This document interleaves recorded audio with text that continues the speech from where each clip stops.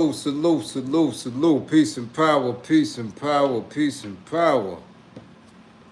I thank the universal truth and the absolute laws of nature for guiding me, protecting me, and giving me the strength to endure the imperfect. I shall attack with vigor, making progressive moves. A divine mind knows, a divine mind shows. All things work in divine order. All things work in divine order. All things work in divine order. Peace and power to the people that struggle. Salute, salute as you come on in. Know that you're in a safe space. Know that you're in a space of learning and getting learned up. Know that you're in the space of educating and being educated.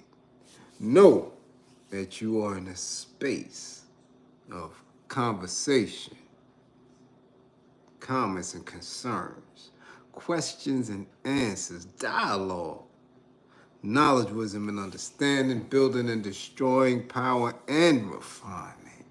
You're in a space of love and integrity, your space, a space where we are working on a united path towards true liberation. As my classroom assistants, come on in. Please keep all contact information in the chat for the duration of class.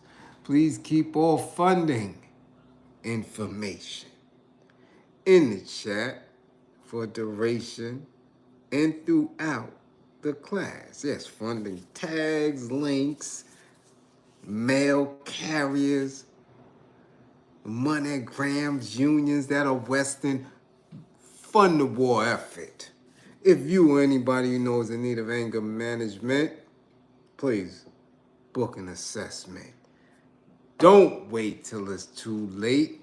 Don't know how many times I have to say it. Don't wait until it's too late. Don't wait until you lose your gig. I keep telling y'all that. Don't wait until you're getting drug up out of the McDonald's. Don't wait until you're getting hit in the head by a skillet from a Waffle House employee. Don't wait until it's too late, till you're face down on the pavement. Okay? Book an assessment. If you or anybody you know is in need of a domestic violence intervention, please book an assessment. Okay? If you or anybody you know is in need of an intimate relationship abuse consultation, which requires counseling, please book an assessment. Learn the warning signs, the behaviors that should alarm you, characters and characteristics that should heighten your awareness. Man, people, events, man, that should have your alertness up. Remember, with the information,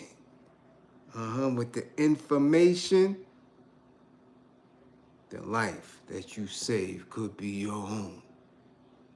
Yeah, the life that you save could be your own. Come on in, come on in, come on in.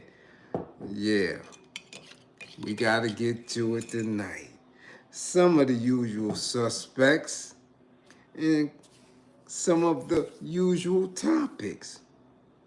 But trust and believe it's a teachable moment we are having on this late, crispy, cold, brisk Saturday night. Yeah, Saturday Night Live. How you do, how you do? We got a lot to get to. Yeah, April, we got to hit Dummy Mayweather. Tag him. Man, tag the Detroit. Period. Tag the D. Tag Detroit. Yeah, they got to come to class tonight. Yeah, Moo. Yeah, y'all got to get in here. It's on y'all. I don't know what's going on in Michigan. But yeah, y'all got to come to class. Yeah, come to class. Dummy Mayweather, bring him back in here. and Alicia or Alicia. Bradford, however y'all say it out there in Michigan, and Larry, bring them to class. Yeah, bring them to class. Somebody tag Billy Carlson. Don't know much about him other than what I've been seeing here and there on TikTok. Don't care. Tell him to come to class, because a few times I did see him, he was talking a lot of cap. Tag his ass, please. Yeah, somebody tag the city of Houston. Tell them to come to class. Yeah, the California Firefighters, yeah. And because so many of you in class have sent me the video back to back to back, tag, what's his name? Let me pronounce it right. G Mu. Yeah, that's how you pronounce it? Yeah, the actor that's so surprised that he's a nigga. Yeah, tag him. Tag Mr. Henson.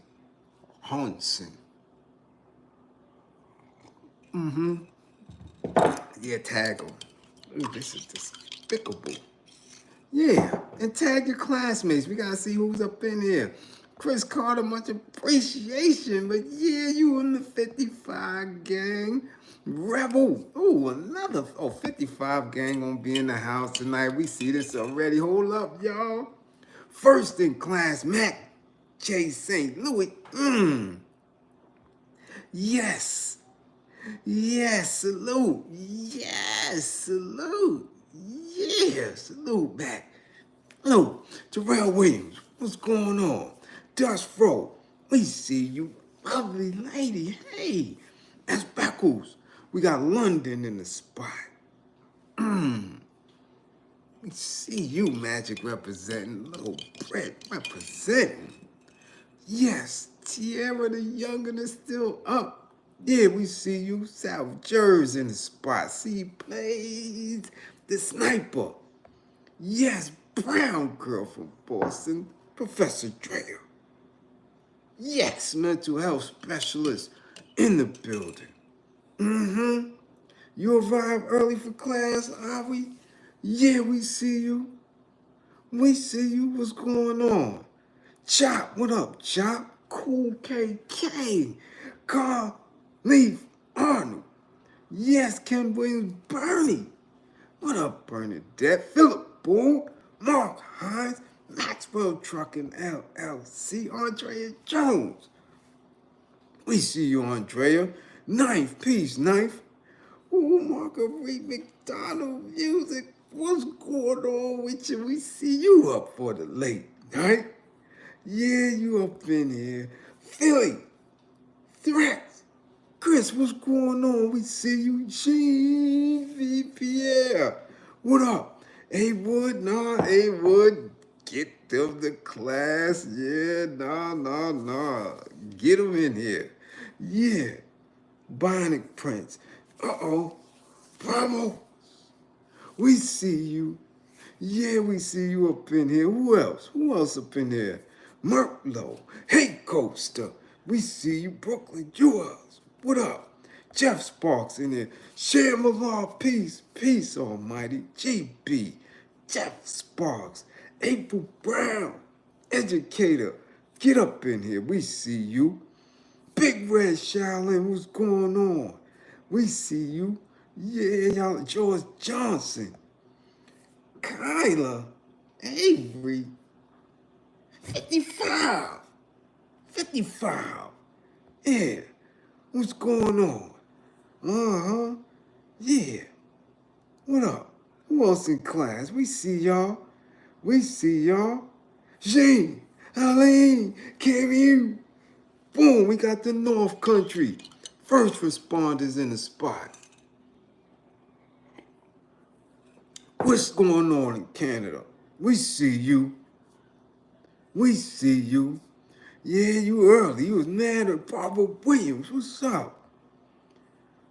Father Tom. Yeah. Yeah. Got Soap in the building. What up, Soap? Yeah, let's get to it, man. It's late. We not gonna play. We not gonna play. Soap. Intellectual Soapbox. Another outstanding platform, y'all. Make sure. Make sure. Detroit, I hope y'all up in here today, because y'all need to be. Something going on out there. I'm not understanding. So all y'all need to be in it. Put me on in every bar out there, because y'all like hanging out in bars. The clubs, yeah, hang out. Put it on. Tell them to come to class. Ooh, Marshy's in, damn, Marshy's in the, let me straighten up. Marshy's in the building. Y'all gotta straighten up. Hold up. Gotta straighten up. Yes!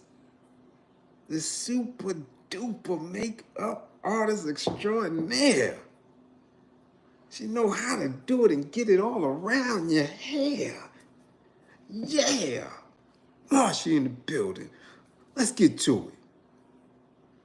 Let's get to it. Now,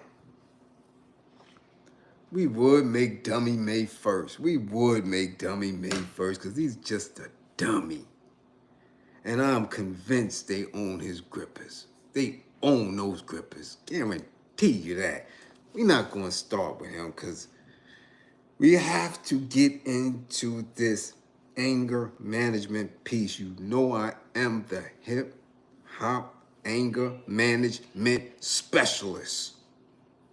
You know that. And what do we do in here? We speak on managing anger. Yeah. That's what we do. Managing anger, controlling our emotions, so we can use our intelligence, so we can manifest ourselves as who we truly are. Greatness. All of you. Greatness. But you have to manifest that at all given times, regardless of situation. Okay? Regardless of situation. Now, I don't know what's been going on in Detroit. It might have been going on for decades, but I damn it know for certain and one for sure. Y'all haven't had a good couple of months. A lot of shenanigans been going on out there. That's been viral. A lot of it. Yeah. But this one takes the cake. It's something that we always talk about in class. I always tell you, I'm in these situations a lot. I was in one of these situations, matter of fact, earlier today, where you have been put in a place where you have to guard your 360 degrees. Some people may say guard your square. I'm saying it's a 360. Okay?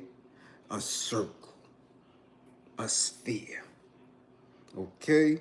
Because squares are cornered off. Right? We do know that squares are 360 as well, but you know, people can slip and slide and hide around corners. So I'm just saying, guard your 360. We always have to be on point.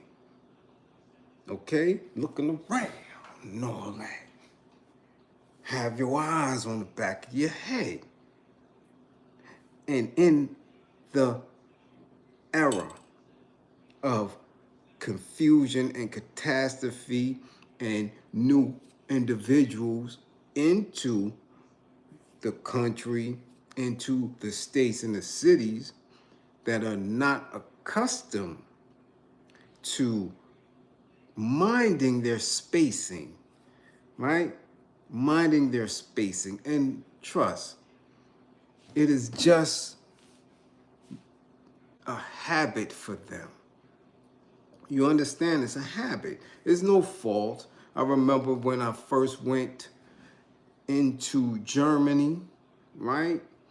Our orientation into the country, and they were laying down certain rules within this 2-week orientation that we should take notice of. The first thing that they told us as new soldiers coming into the country is not to be taken aback and not to feel threatened when people bump into you.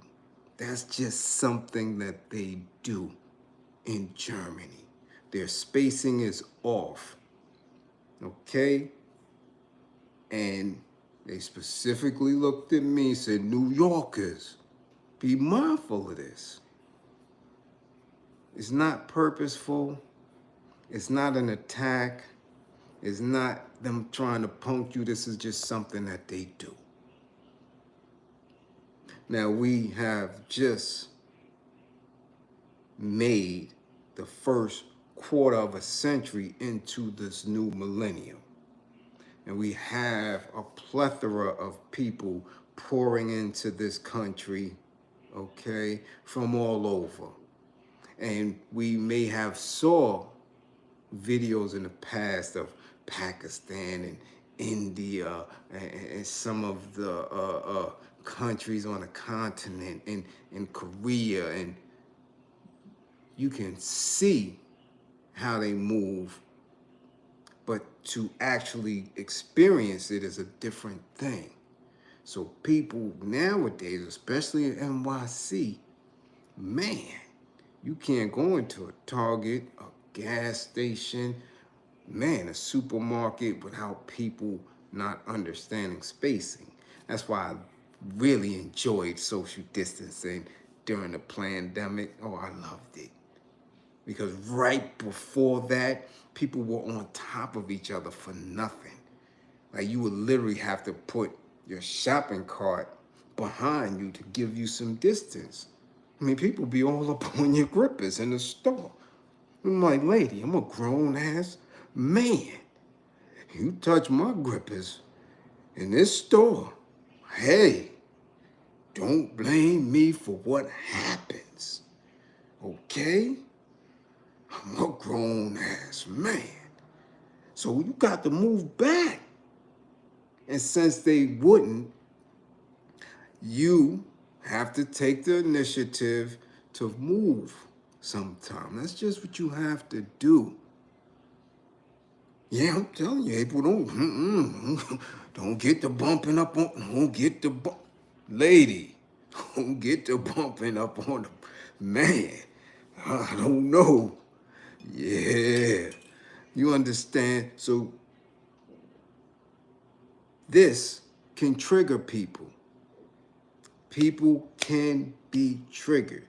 Now we, me included, I, even in my practice, have to go in and assess who you are before I'm able to get you to even acknowledge or recognize what triggers you. I gotta pull the triggers out. So we cannot diminish someone else's triggers. We don't know. Some people are very highly triggered by an invasion of that circle, an invasion of that 360. I've seen dudes get shot behind it. I've seen people get cut behind it. I've seen a lot of, man. So in this case, these people, man, Detroit, y'all asses need some anger management. I don't know what I have to do to get y'all to understand the importance of it, to get an assessment, to get, man, this necessary therapeutic space. I can't talk. I really can't. Y'all be bugging. But I hope this case, a classic case of no anger management, will help y'all asses out. Yeah, because this shit here just didn't make no damn sense. Okay? Yeah. So we got this case. Maybe you've seen the video. Maybe I'm a little bit too early. Maybe you haven't. But Those in the D, I'm damn sure know y'all have, because this woman has been in the news before with her bullshit. Yeah, so I don't know if she's pronouncing it Alicia, because that's how we up here would pronounce it, or Alicia. Maybe Alicia sounds a little bit more professional for her, but Alicia Bradford has been suspended without pay from her county job after the Oakland County Prosecutor's Office charged her and her husband with assault with a dangerous weapon and felony firearm. Woo-wee! See what I tell you? Before you get your ass fired, get you some anger management. Okay? Let's go. The charges stem from a fight between her husband, Larry Bradford, and another man that began just after midnight on New Year's Day at a BP gas station in Farmington Hills. Yeah. Surveillance video shows Larry Bradford, because surveillance video shows everything. Damn it, surveillance video shows you picking in your damn nose. It shows you scratching your ass. Surveillance video is everywhere. Big brothers, watch it. Okay? Okay? Shows Larry Bradford standing at the counter trying to buy a can of Mountain Dew. Now, I am not the most healthy, most clean eating individual by no means. No, sir. Not the kid. Okay? I will definitely sip on some Simplies, lemonade or limeade or lemonade with the blueberry. I may drink my Bustelo overnight, but for damn sure, you won't see my over 50-year-old self drinking no damn Mountain Dew. I'm trying to figure that part out. We damn sure know, especially in the last couple of years, that Mountain Dew is an absolute no good. No. You see who they marketed towards? Crazy ass skateboarders and BMX bikers and all that. But in all of his flyness, because Mr. Larry Bradford sure was sharp.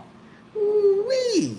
Had on his gangster hat, his leather 3/4, looked like a leather quarter-field collar, shoes. Woo! Larry Bradford was sharp. Telling you, they put it on in the D. Yeah, the D. They put it on in Detroit. They be sharp. Wasn't Larry sharp? Yeah, you seen the video, Larry was sharp. So what the hell was he doing? Buying a Mountain Dew. He was sharp, but his ass must have been fired up. Yeah, he must have been fired up. He had to be a little bit saucy. Getting him a Mountain Dew. Hey, I'm telling you, if he's my age or over, he had no business. That's like me going right now to the store and eating some Now Laters. What am I doing going in the store buying a pack of Now Laters? Y'all look at me, I'm crazy if I'm going in the store and getting some Now Laters. I mean, what the hell's the matter with you, man? So I'm looking at that from the rip. Something was wrong with Larry Bradford. Don't know if he had a little bit too much to drink. Don't know if he hit one of them Cialises. I don't know what would possess him to get some Mountain Dew. Anyway, he went in there to get some Mountain Dew. Bradford can be heard expressing concern that a court is charging him tax on the $1.99 soda.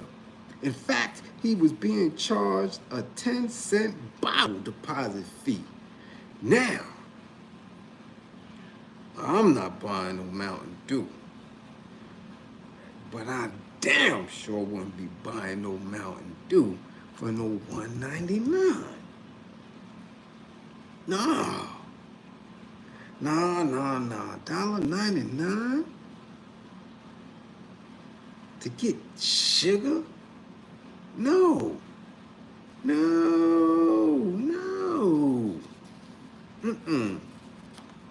And I don't know if it's new out there in Michigan, but I doubt it because, hold on, matter of fact, let me see something here. Let me see something here. Because I know the deposit can't be new. Hold on, let me see. 'Cause I know we got deposit. No, that says Maine and New York. Well, maybe that 10 cent, and 10 cent is kind of steep. We only pay a nickel, okay? So he got clearly upset and started beefing with the man behind the counter, okay? Got to arguing and arguing. Yeah, and if you see the video, a person, a customer, a patron, not minding his damn business, gets all indignant and independent and start talking to Larry and say, yo, listen, homie, what's going on here? I got places to go. I got fishes to fry. What are you talking about, Larry? Because he was too cool, too calm, too smooth, too sharp to have anybody in his business. He said, hold on, who are you talking to? Nigga, I'm up here trying to get my situation straight. Who are you? And the man started woofing. Listen, man, go ahead and pay the damn dime and get out the way. And what happened? What happened? What do I always tell y'all? You have a mission. When you are on a mission, nothing is supposed to disturb it. When you have a plan, nothing is supposed to disturb it. Larry went in there to get his Mountain Dew, you know, to make sure his Cialis worked, or to try to pull away some of the effects of the Cialis, because Alicia, she ain't getting him nothing. Anyway, they went off course. I'm sure the man had a plan to go in there and pick something up and leave. They both altered their plans, and Larry said, hold on. You see my leather? You see my hat? Now, who are you talking to? Mind your business. And the man wolfed up on him. What are you talking about? Get out the way. Larry said, what? What do I always tell y'all? You don't know me. See the ego? See the trigger? See the response? Larry already upset at the man behind the counter. In all reality, he might be upset at the state of Michigan for this 10-cent bottle deposit and might have been upset for years. But displacement. Somebody had to feel the wrath of Larry Bradford's anger. And he utilized what? This dude. He didn't want to give it to the man behind the counter, right? He couldn't give it to the state of Michigan. So this bozo helped himself to feel Larry's wrath and ran up on him. Didn't know, again, making the assumption that Larry was just some cool, smooth dressing old dad. And what happened? Oh, they got to beefing in the spot. Larry then engages towards and pushes the customer in his throat with his left hand twice. Oh.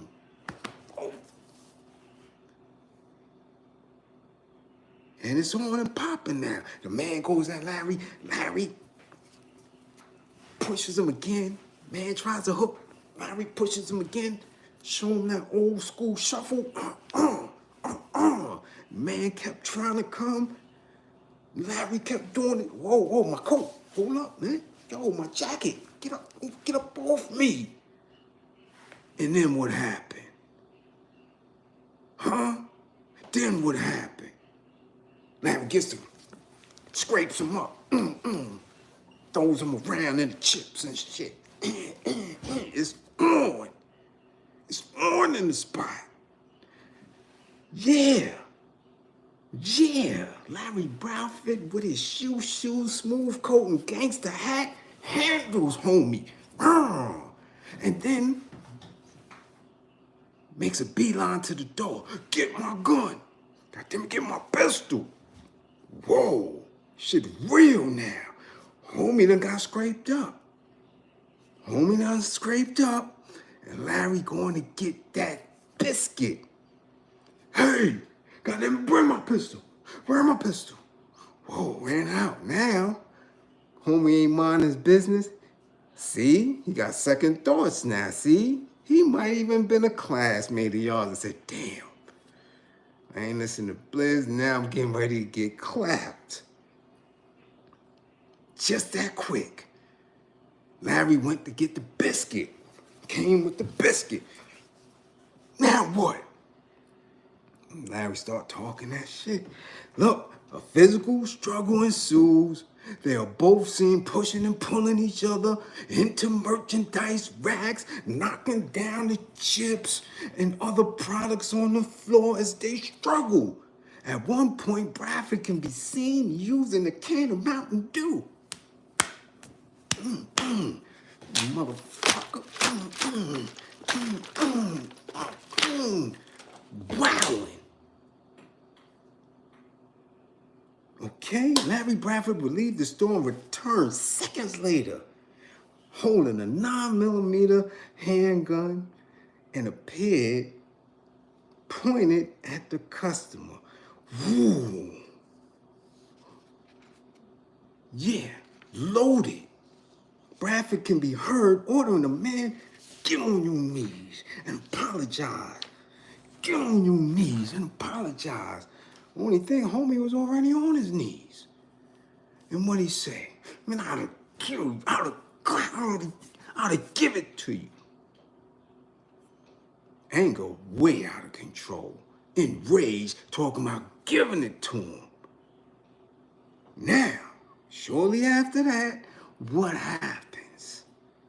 We see old Alicia. In Negro terms, Alicia Bradford come into the spot with her own biscuit. What the hell going on in here? What's going on in here?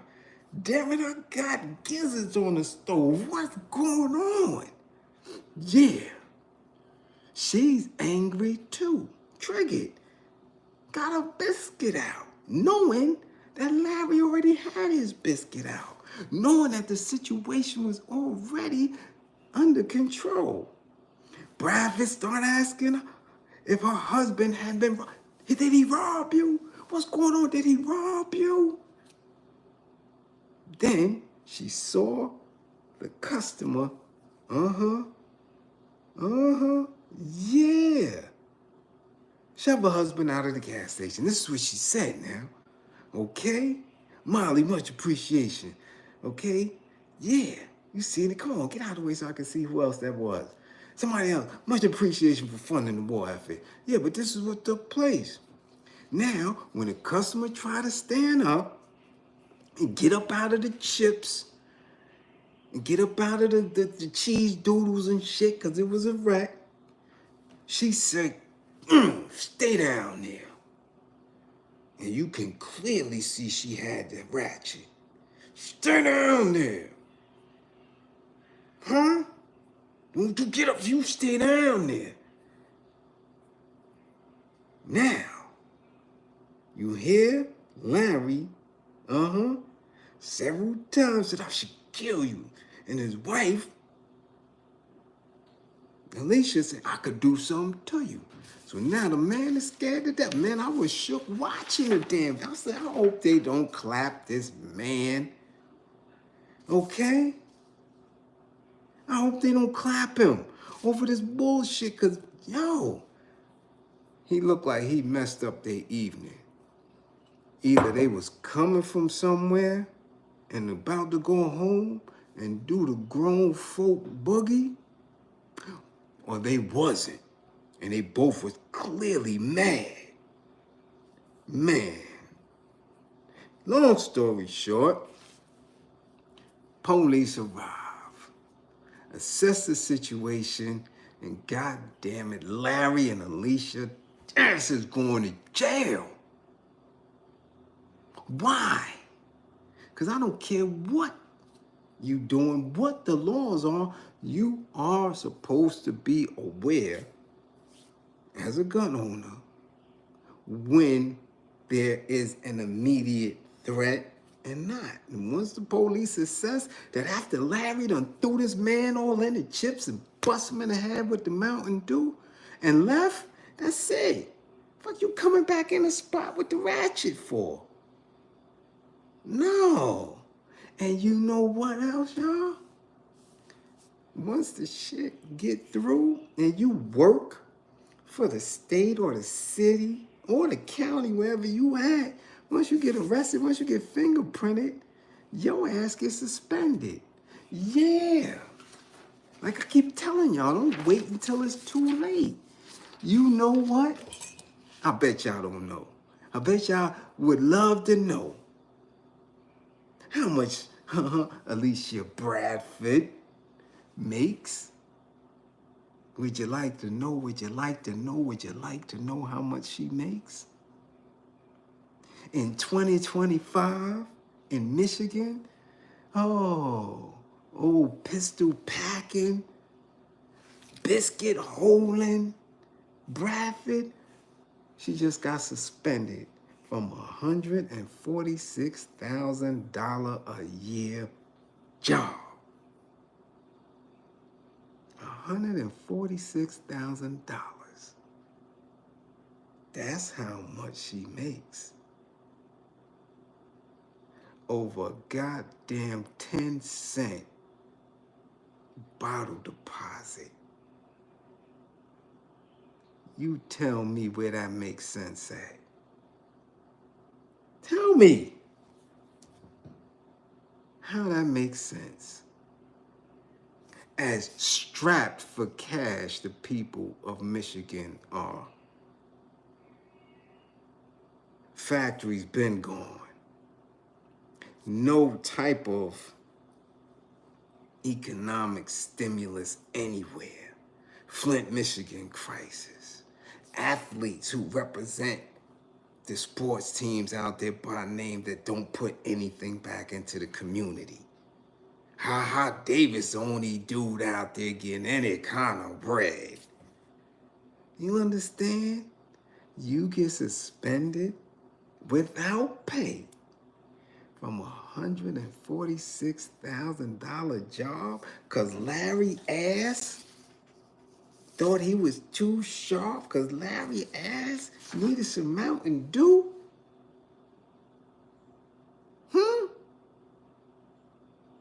Man. What up, Ronald Toussaint? What up? Man. But see, this isn't Mrs. Bradford only time putting that gig in jeopardy. Yeah. See, she has no respect, like I keep telling y'all, for the old phase institutions. Because not too long ago, her ass was on the line because of nepotism. Yeah. She allowed certain contracts to be given to a stepdaughter. Yeah. You know, something like we going through here in New York City with our mayor and the nepotism, him getting in the seat and hiring all his friends from Queens that he went to high school with and stuff like that. And they not respecting that that is an old-fay institution. Now all of them is jammed up. Yeah, Miss Alicia Bradford played herself not too long ago. Let's go back to the videotape. County Parks Director Alicia Bradford never formally disclosed that her stepdaughter Lauren was related to her until 18 months after she began receiving payments from Wayne County totaling more than $10,500. That's short paper. But anything beats a blank in the world of nepotism. Yeah. Lauren Bradford is the founder and owner of Lola B Studios, a graphic design firm based in Detroit that was selected in 2017 to provide graphic arts work for the county's Parks Department. Between March of 2017 and November of last year, the Parks Department paid the company more than 25 times for services performed. Bradford, like every other Wayne County employee, is required to disclose any relative who receives county business. However, while her stepdaughter collected check after check from her department, Alicia never disclosed the relationship as she was required. So she don't respect these old fake jobs. Nah, she gonna do her. Just like Kwame Kilpatrick, man, we gonna do us.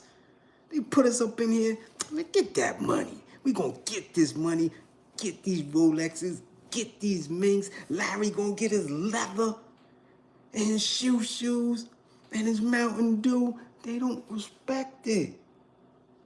So look how easily it could be taken away. Yeah, $146,000. Damn it, I'm on here trying to get new clients every day. I don't get nowhere. Man, listen. Shit. 146K a year salary? Shit, I'll be in class all day, every day. We'd be having class for 4 hours if I had a little bank, a little stash like that. Yeah. That's right. Monthly benefits too. Yeah. Health care, dental. Yeah. If her grip is hurt, she can go to the proctologist on the state's dime. Yeah. On the state's dime. Get a grip is fixed up and all that. And she chucked it away because she wanted to pull that ratchet. See, people, you know what I'm telling you? When people believe just because they got it on them that they could always utilize it, huh? Yeah, nah, you can't do that. You can't do that, no. Rebel, much appreciation for the super chat, yeah. Yeah.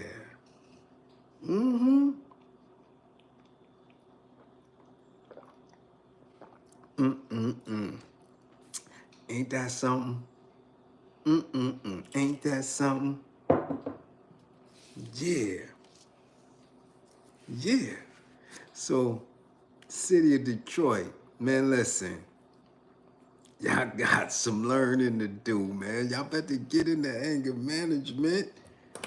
Yeah, come on. Come on, we need you. Next up, who else is in class? Man, let's get on Dummy Mayweather real quick. Get him out of the way.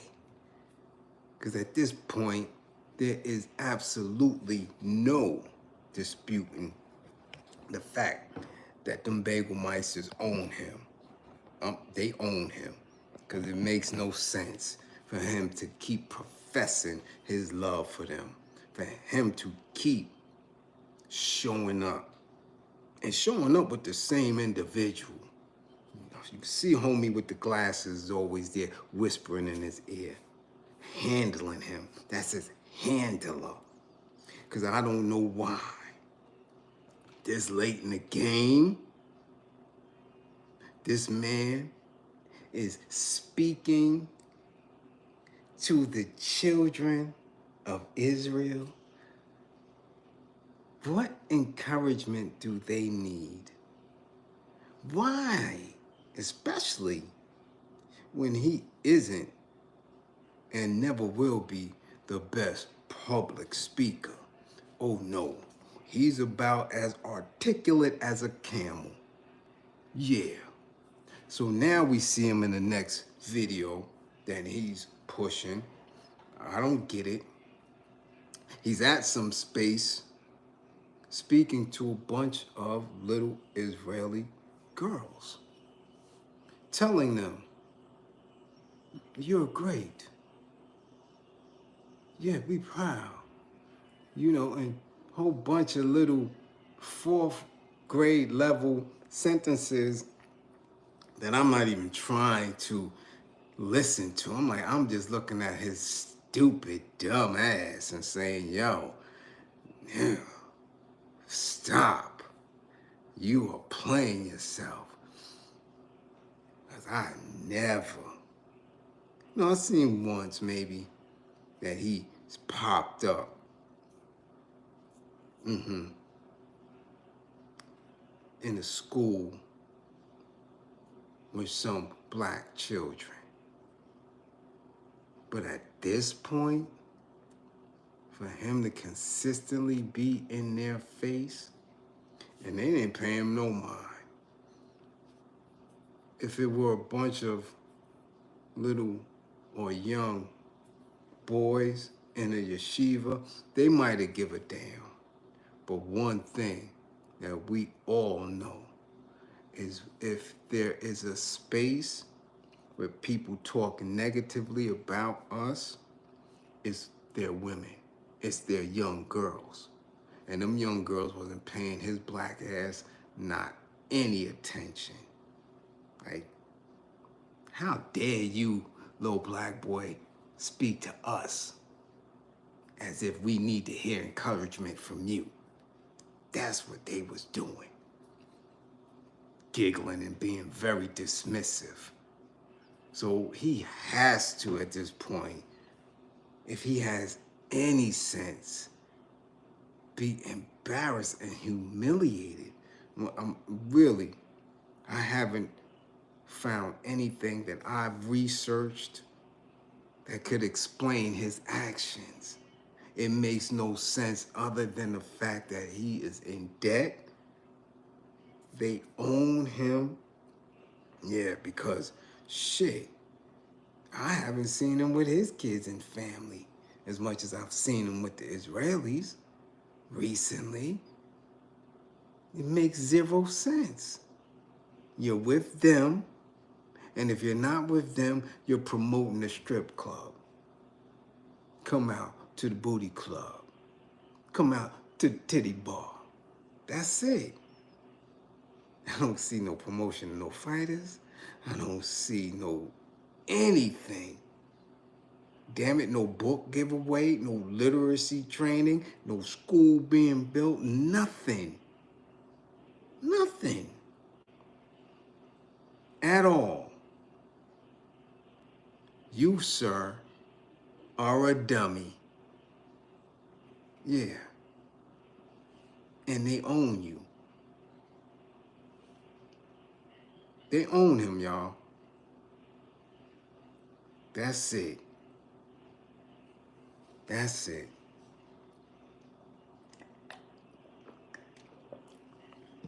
I don't get it.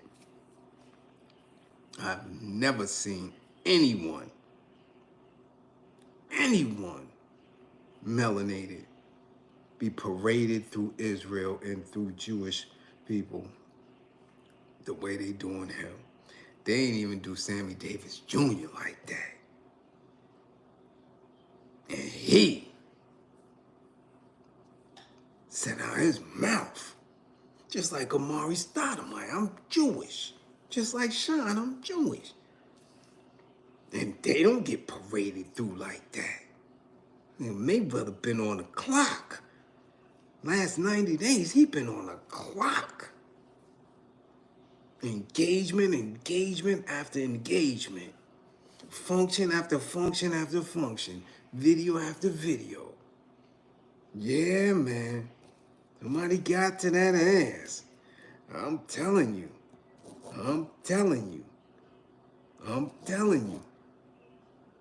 How you speaking in front of these people when I guarantee you, I'll bet you money that he can't read that emblem that's on that podium, that he can't not read that logo that's on that podium, and it's in Yiddish. I guarantee you that. So how you got so much love for these individuals that you keep speaking in front of them when you don't even know the language? Man, I didn't even see you eat a matzah. I ain't even see you drink none of that grape wine or have any of that goddamn gefilte fish. I ain't seen you eat none of that shit yet. Nothing. You don't love them like that. Somebody own you over there. So it's beyond dumb at this point.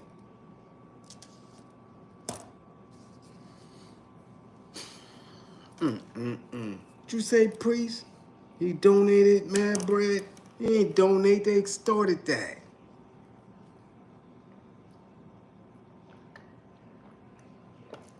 So we get rid of his bum ass.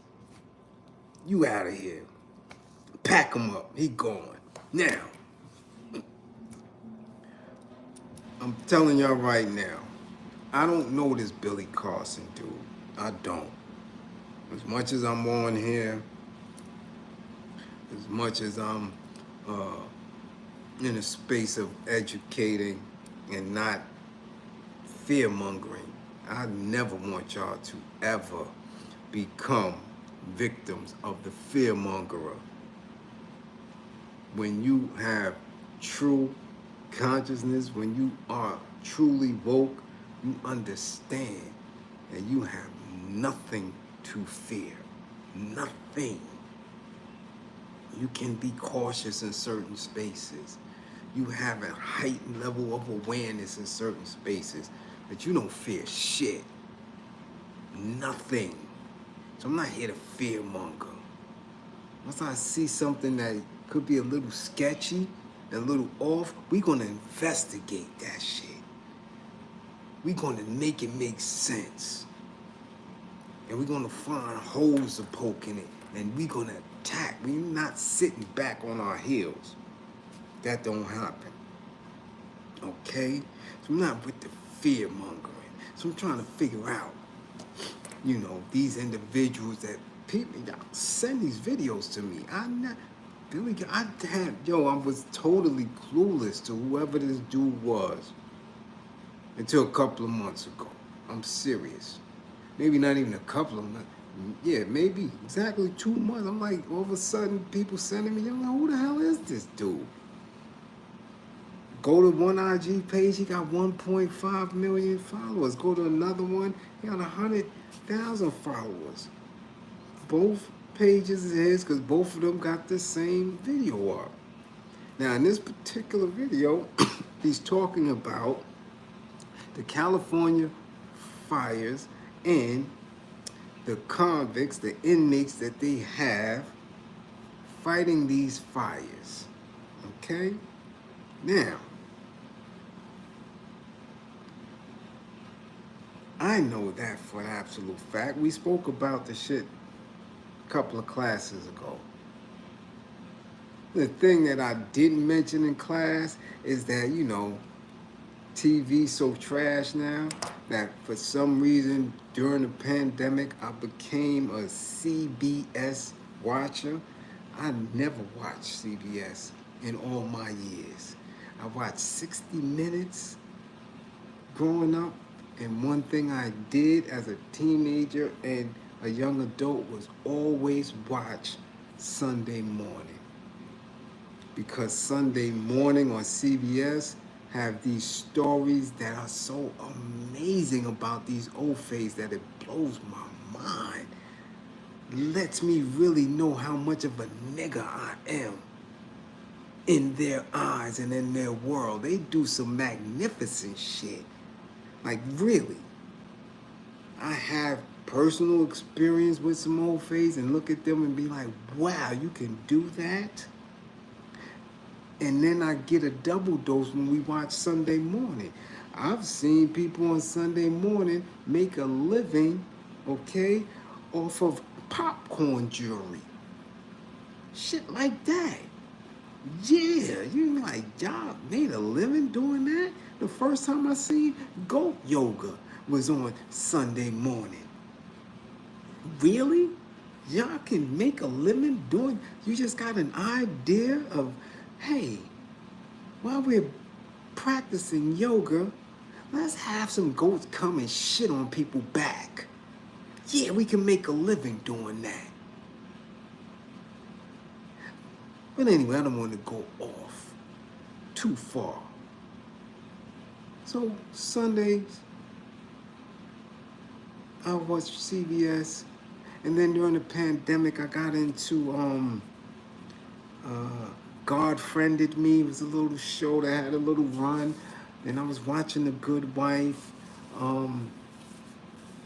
and was another show that caught my attention. Anyway, recently I've been watching the damn inmate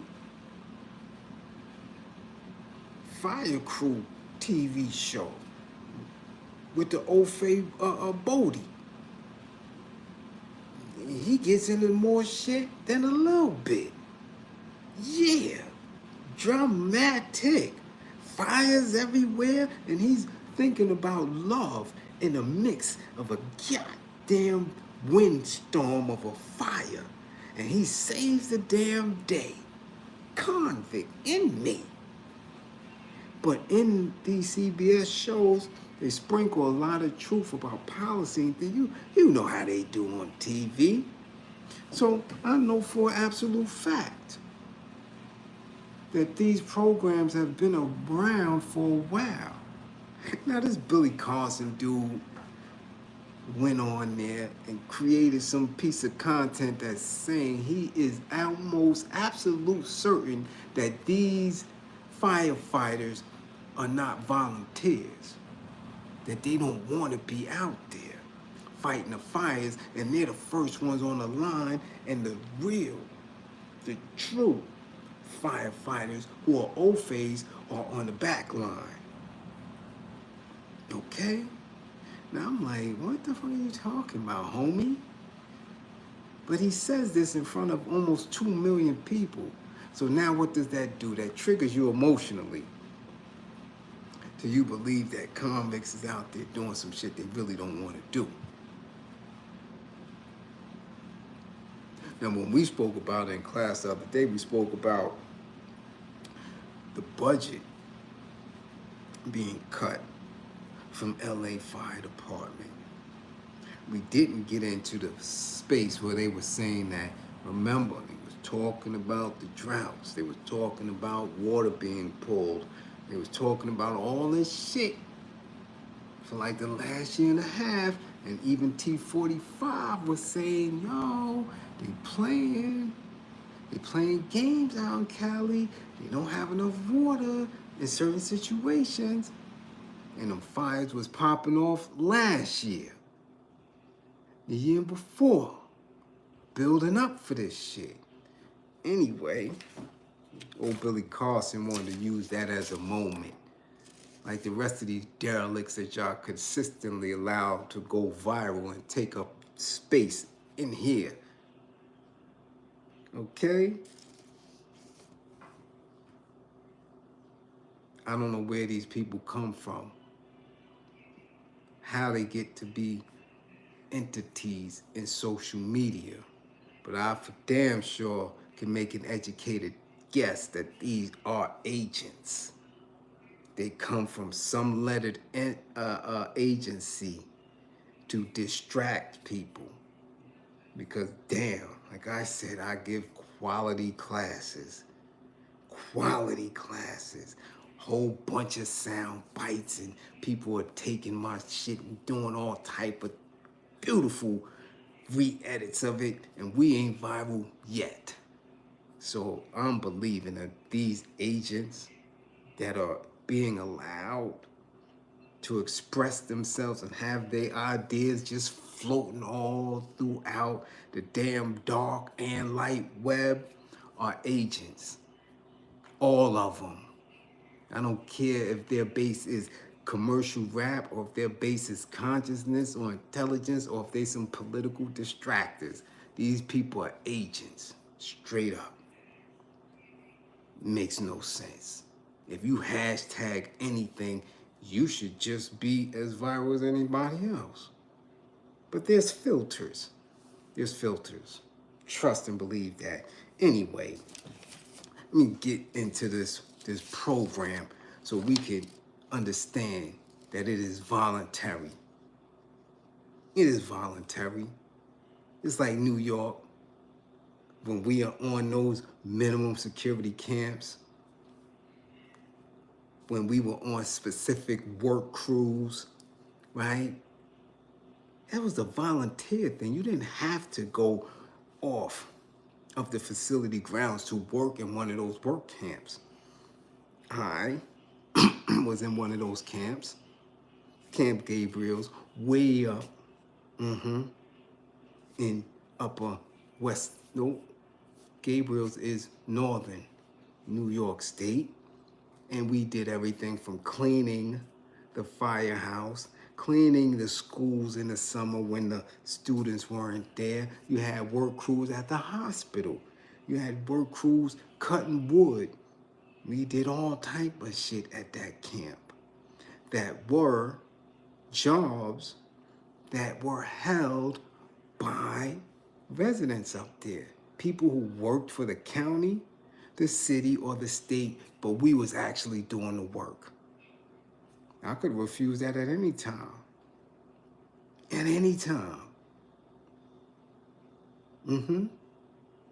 But do I refuse that and go to a space with a cell, or stay there, work, and have my own room? But let's get into these firefighter dudes. Let's talk about the budget. Depending on the year, inmate fire crews account for as much as 30% of the state's wildfire force and are typically paid $5.80 to $10.24 per day by the Corrections Department. Now, this is what the kid Billy Carson was reading from. Somewhere like this. This is basic information, okay? Earning an additional $1 per hour from CAL FIRE when responding to a disaster. Inmate fire crews are made up of up to 12 to 17 firefighters led by a fire captain, just like in the TV show on CBS that I'll be watching and shit. Yeah. Inmates who have been convicted of violent crimes such as a scrape, lewd acts with a child under 14, or any felony punishable by death or life in prison, or who have a history of escaping or arson are automatically disqualified. So that's a big portion of the California prison system that don't even qualify. If this was something that wasn't voluntary, that means all these dudes, if they had some ill intent, they would put a lot of these dudes out there knowing that their ass might not come back. Now, Billy Carson also said that he doubts that most of these individuals are trained effectively in fighting these wildfires. Yeah, that's what he said, dummy. He's a dummy.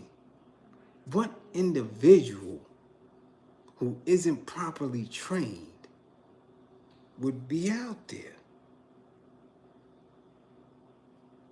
Really? I'm gonna go out there not properly trained, just on some bullshit when you've been in one and you feel that heat? Your ass gonna wanna be trained. Okay? And it's not a new program. This shit been going on since before World War I. But Mr. Carson, again, using the same strategies and tactics of other propagandists, want y'all to believe that these people are forced to be out there, they're not trained. Okay? Now, this is how deep this shit get. In a letter to Governor Gavin Newsom, who T45 is blaming for the lack of water out there, Los Angeles County Supervisor Lindsay Horvath and Karen Barger voiced concerns about deeper cuts to the program that would have shuttered 5 camps in the county, affecting more than 200 inmate firefighters. Because this was the cuts. They wasn't worrying about the cuts to the regular firefighters. They was worrying about these guys, because the inmate firefighters are trained so well and do the job so well that if you start shutting down these camps, California would be in danger. Okay? How are they trained? Once volunteers pass a physical fitness test, they must complete CAL FIRE's firefighting training program. So they're trained just like the civilians who weren't convicted of crimes. Okay? Training consists of 4 days of classroom training and 4 days of field training taught by CAL FIRE staff. After completing CAL FIRE's FFT program, participants become certified wildland firefighters. Partnerships with community colleges across the state provide correspondence courses and other educational opportunities.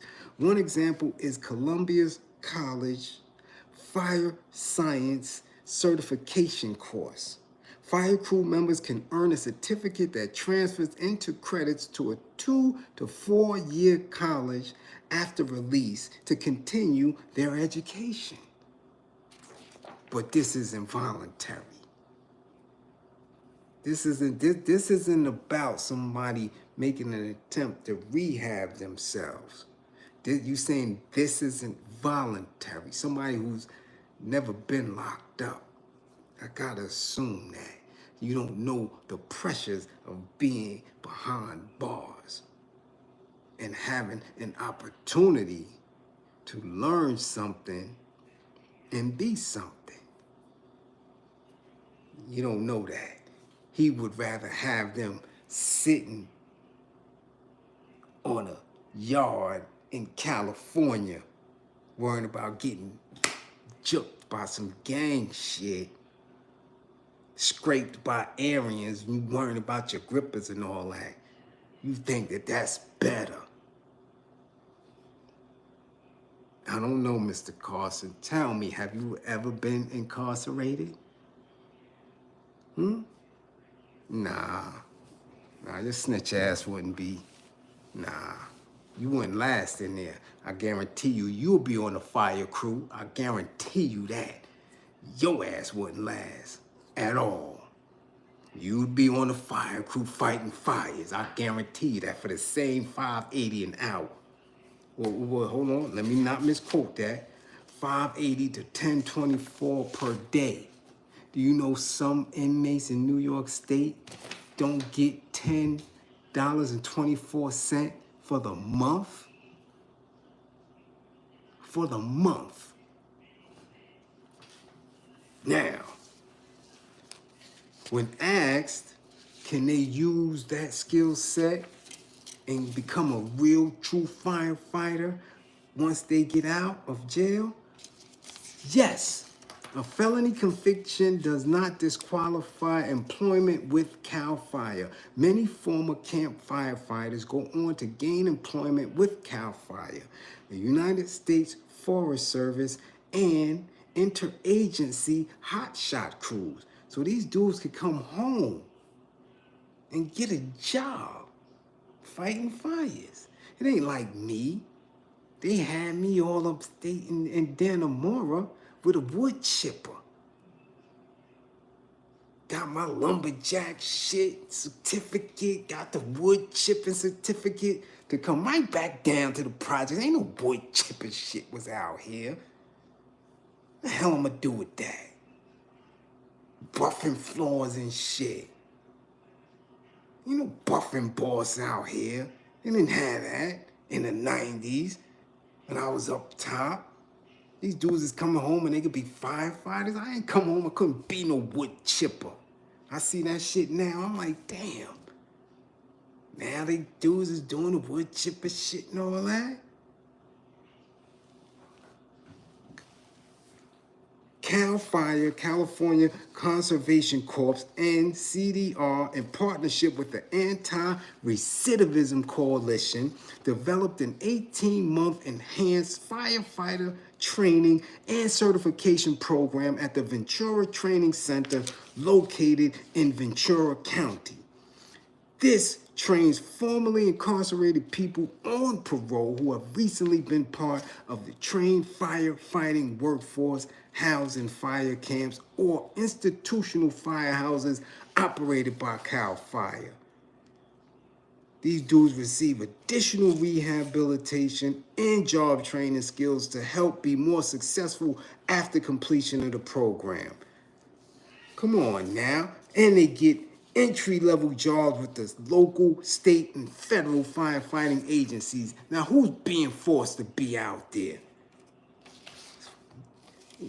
I gotta stop listening to these dudes. This shit is crazy. But y'all listen to them. Y'all do. Matter of fact, it's been cuts. And since COVID,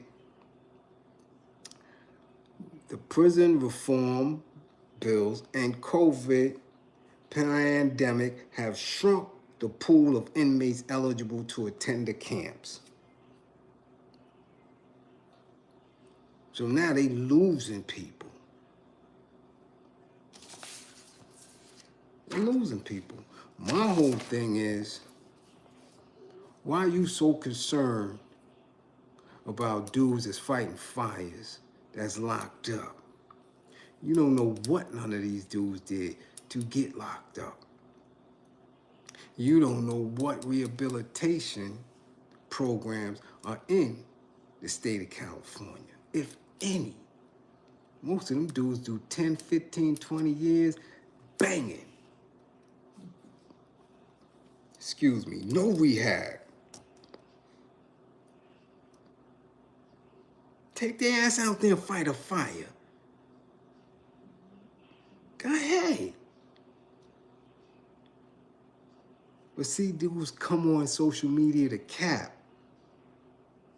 That's what they do.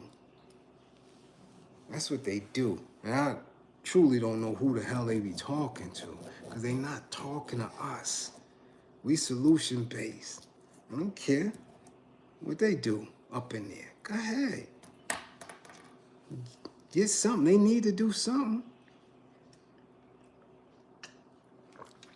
I'm telling you, if I wasn't who I was before I went in, when I came out, I would have been back to same old, same old. Have the biscuit, we'll travel. Going to lay something down. There ain't no rehab in New York State. In New York State, correctional facility in California mirrors each other. I told y'all before, there's only 3 states with conjugal visits. New York, California, and Illinois. Cali and New York mirror each other in that. There ain't no rehabilitation.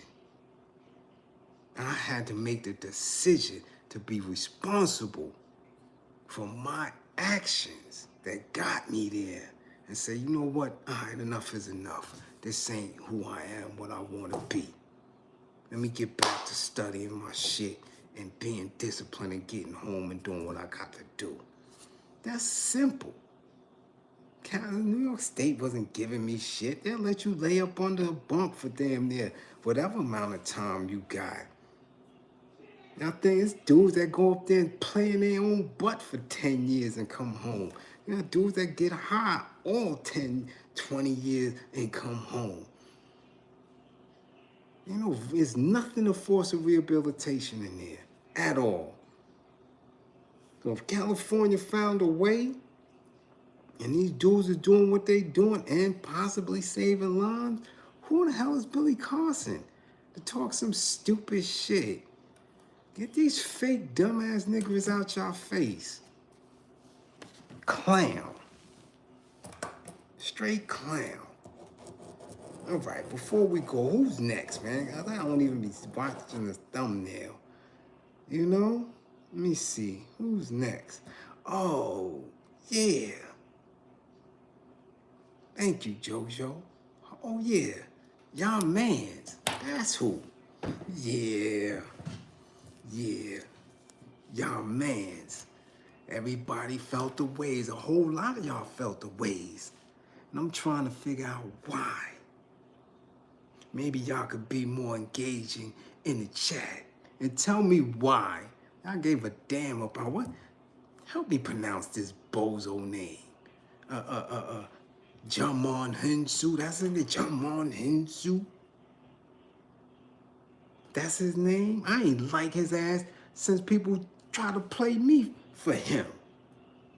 I'll never forget that shit too. My man Tom, Big Tom, Thomas Mabray, Big Tom. And I know you be looking, Tom. I know y'all do, because a lot of my people from East New York, I ran with a lot of different sets. I ran with the working dudes. I ran with the hip-hop dudes. I ran with my dudes. But Tom was part of a clique in Linden. Good dudes, solid dudes. I went up north, Tom was this skinny. I come home, brawling. So he Big Tom now, ride motorbikes. But I never forget, we out there just keying one night, chilling, playing. And Tom said, you know what, Bliz look just like that dude from the Janet Jackson video.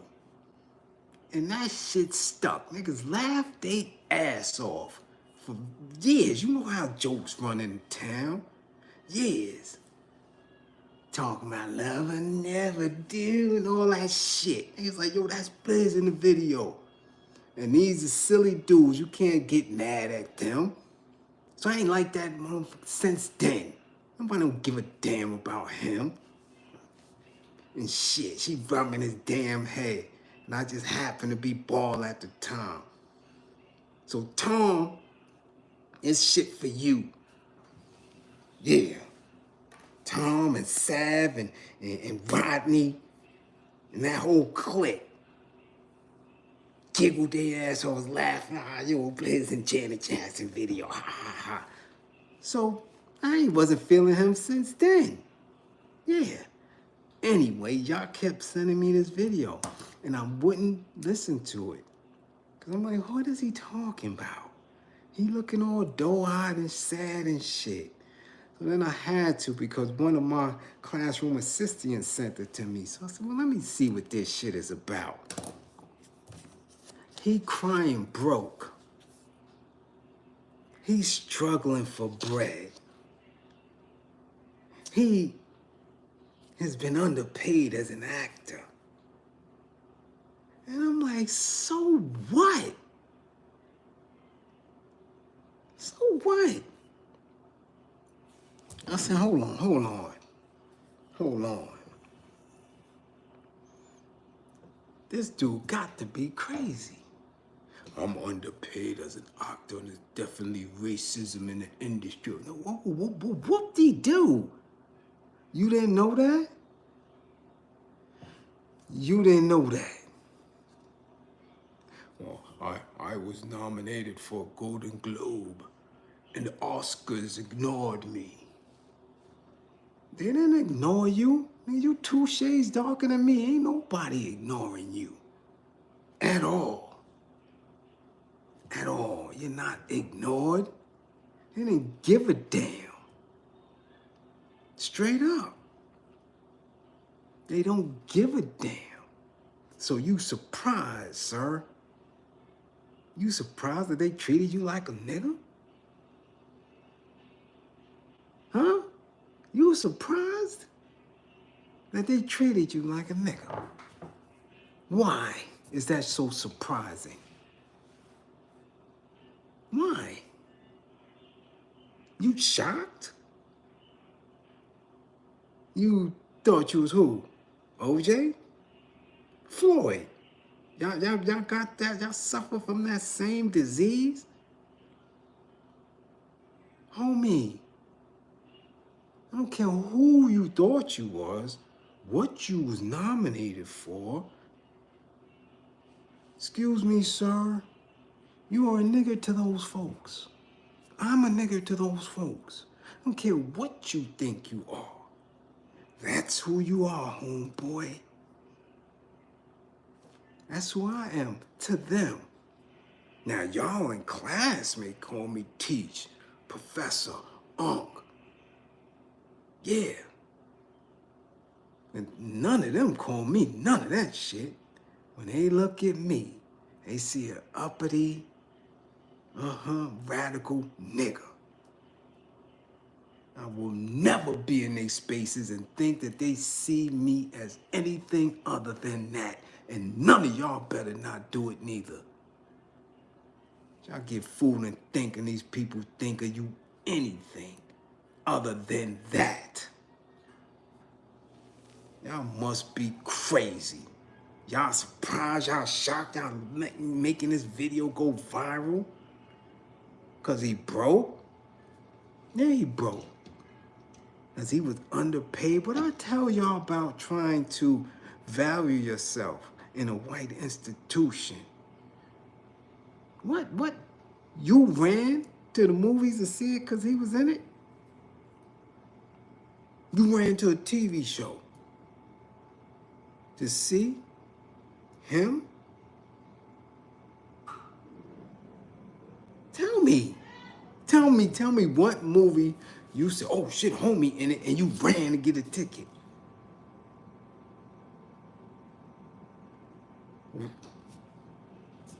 Oh, the old face know that. They're giving you a shot. And you gonna tell them what you worth in they space? Yeah, okay, homie. You gonna be broke a long time. And you had every opportunity. You was messing with Kamara, didn't you? You had a seed and all that, right? And what happened? What happened? You blew that, and now you broke? Come on, son. Come on, son. Marshy, we ain't even gonna get into her, because I can't stand her. She irks me. She's looking crazy out here. She's looking like a straight custy. They got her. And that's how y'all know Grippergate is still moving without Weinstein. Because she got torn down. They twisted her grippers. There's no brick that's supposed to ever carry on like that. She looking crazy in these streets. Looking all smoked out and little. And then cooning everywhere. Get your ass out of here.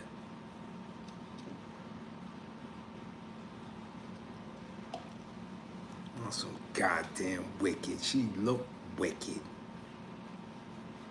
Back to dude. I don't see why y'all so concerned about him. I'm telling you, I can recall going to trial. When I was going to trial, this was 95.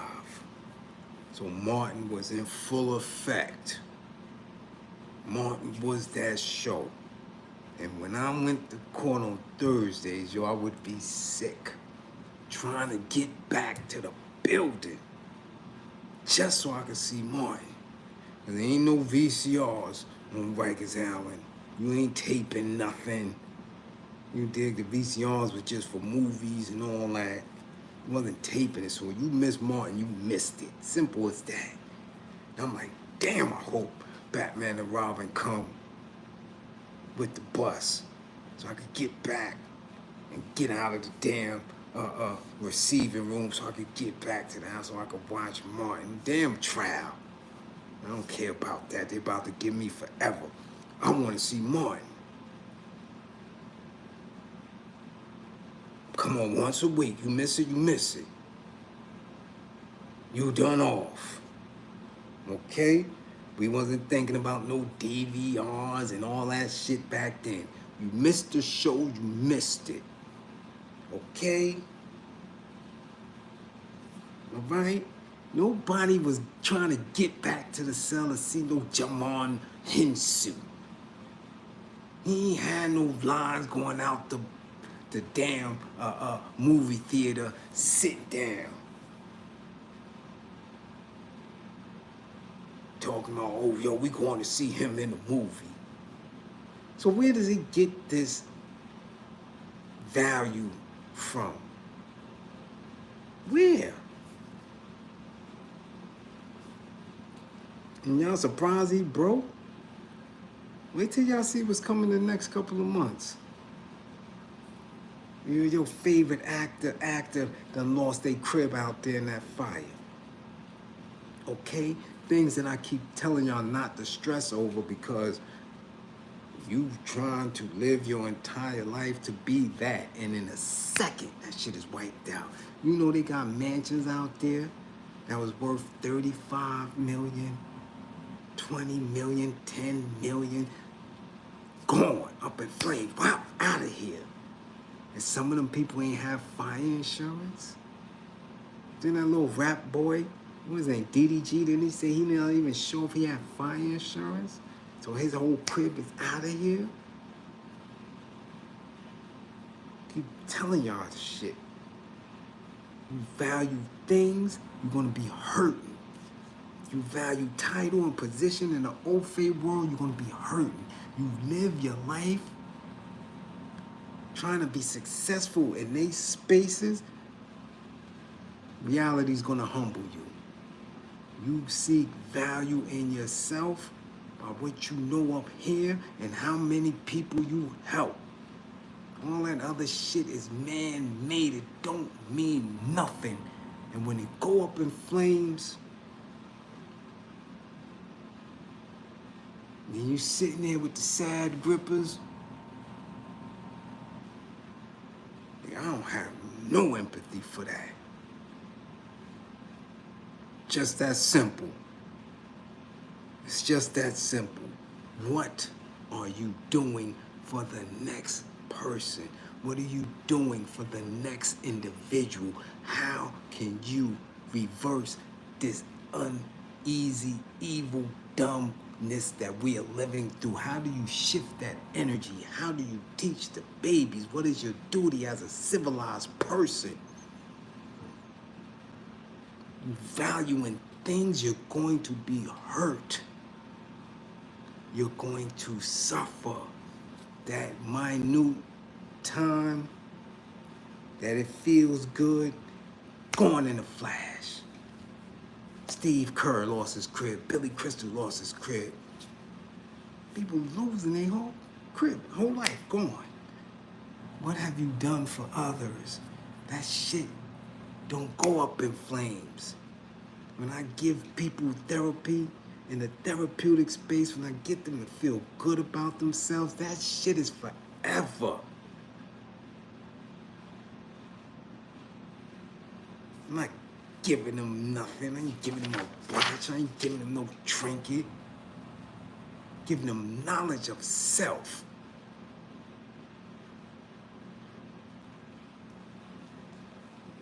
Got these people in a position because they sung a song, because they spit a rap, Because they danced a jig or some shit. Because they acted in a role. And they think that they're better than you, that they have some type of prestige, that they need to be awarded some shit. He's broke, nigga. You broke. Because you did nothing other than that. You relied on Hollywood with your black ass. Oh, well. Oh, wow.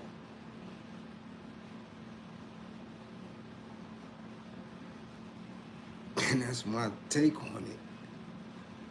Send me like I'm gonna have some empathy for that. I ain't no empathy for that shit. None.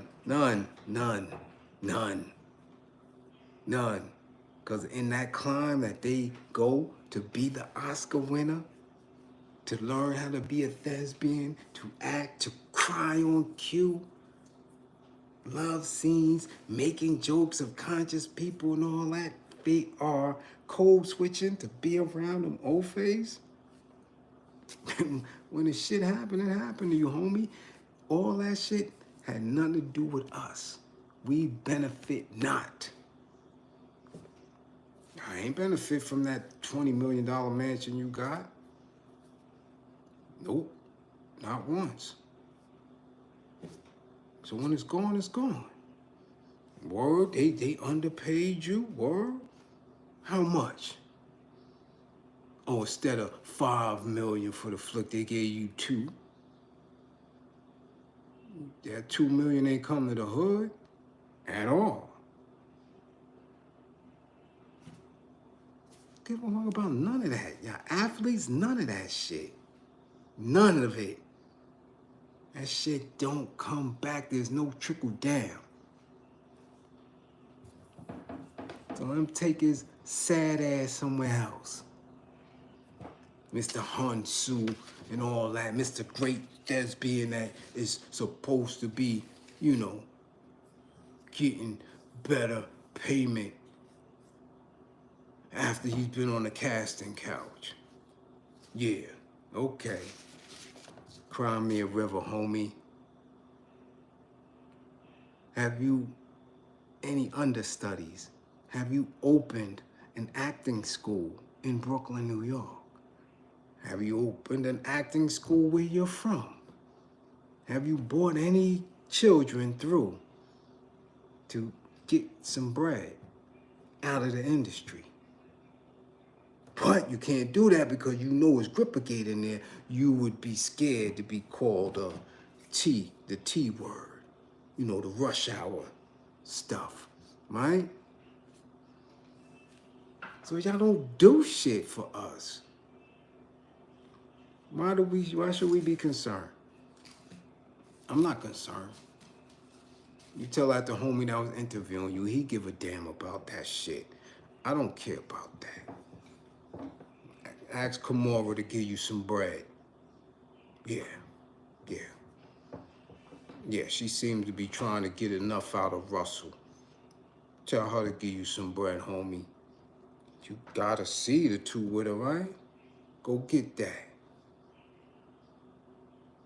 Oh, he wasn't married. He could ask her for some bread. Talking about he can't pay rent, nigga. Sometime I can't. Yeah. Okay. Mrs. Lovelace, much appreciation for the super chat. They all are falling one by one. Yes, it's gonna be an army of them. You may see your favorite actor or actress panhandling real soon. Yeah. Well, goddamn it, like I said, flipping burgers ain't too bad. Yeah, with all these other stores closing, you don't hear the McDonald's talking about they closing no locations, nor nasty-ass Burger King. I'm trying to figure out how they still around. Or that disgusting-looking Checkers. None of that nasty shit closing down. You might need to go get you a spatula, homie.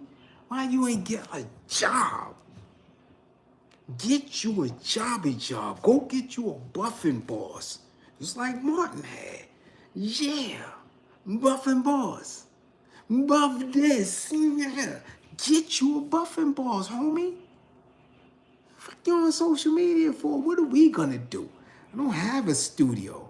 I don't have a script. You wanna do my life story since you look like me? Come get my memoir, read the memoir, get you some writers, okay? Put the screenplay together, get the storyboards.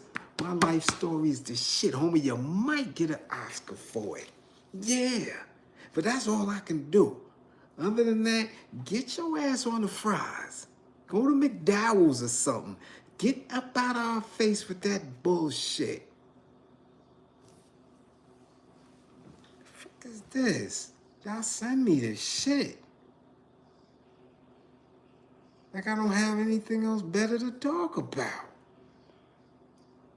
What up, brother-in-law? I see you joining the class late. Yeah, buffing balls and shit. You know. Yeah, my brother-in-law had a buffing balls. He was buffing. That shit almost broke his goddamn arm. I know. 'Cause I had a buffer when I was in the army. Basic training. We buffing and shit. Yeah. Yeah. The hell you talking about? He underpaid. It's racism. No shit, Sherlock.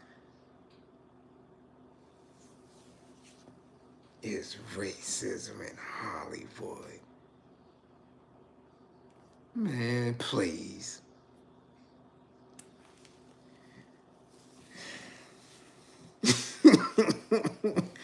Marcy, cut it out. Cut it out.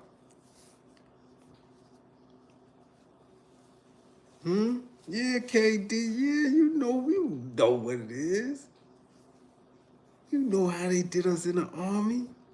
You buffing. I never buffed a day in my life. I came from Midtown. I was strong army. Choking niggas out for they ones. You gonna put me in talking about buff? You ever buffed the floor private? No. I'm from the project. No.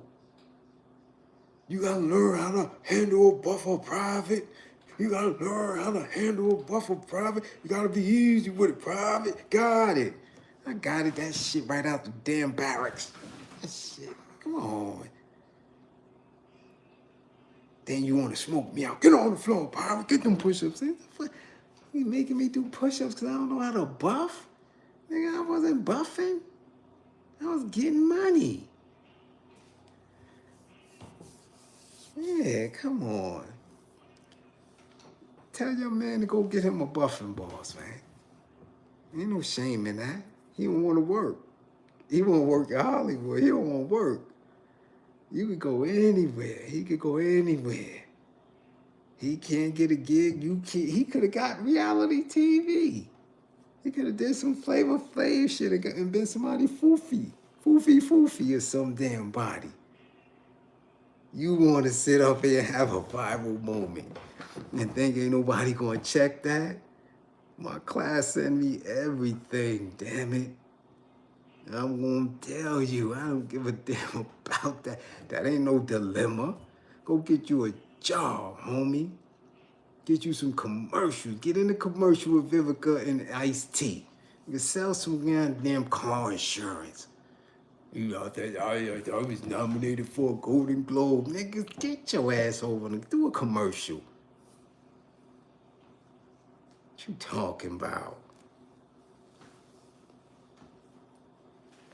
That's what you do.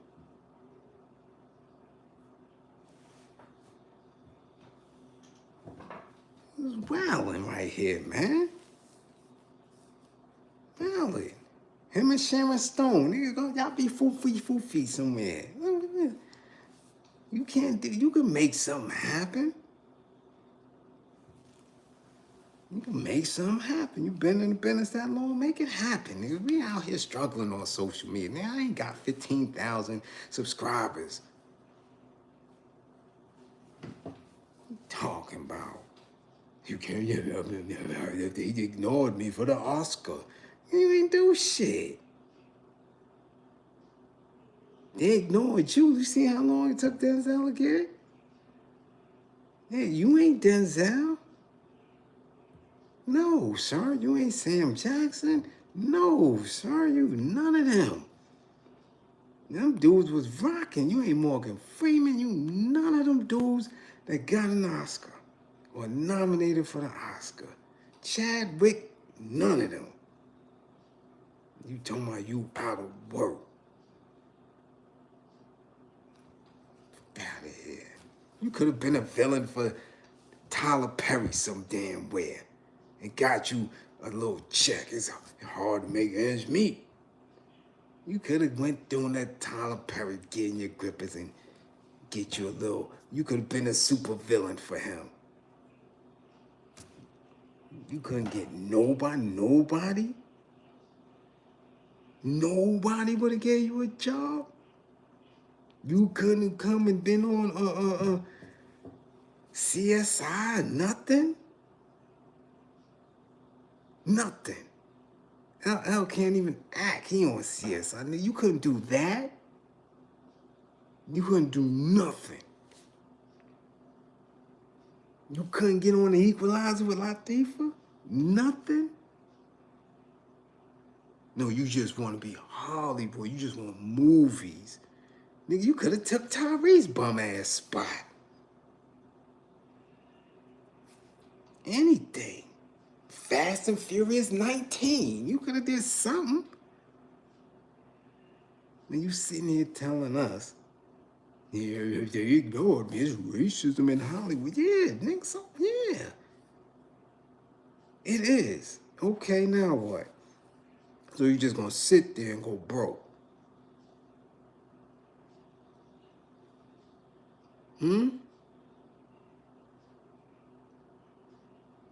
That's what you gonna do. You gonna sit there and go broke. Let me know now.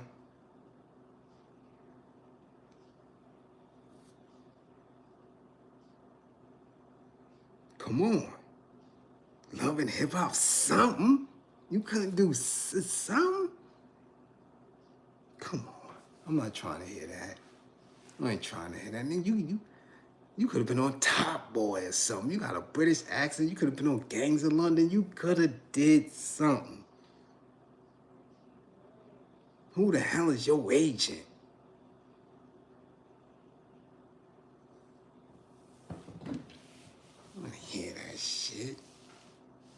Price is Right, something. Let's make a deal. Wayne Brady co-host. You could have did something. You ain't make no plugs?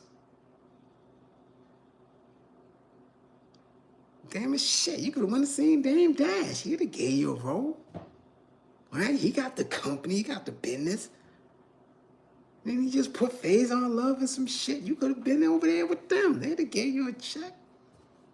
Put you in a little studio in Harlem somewhere, in a little one-bedroom. You could have did something.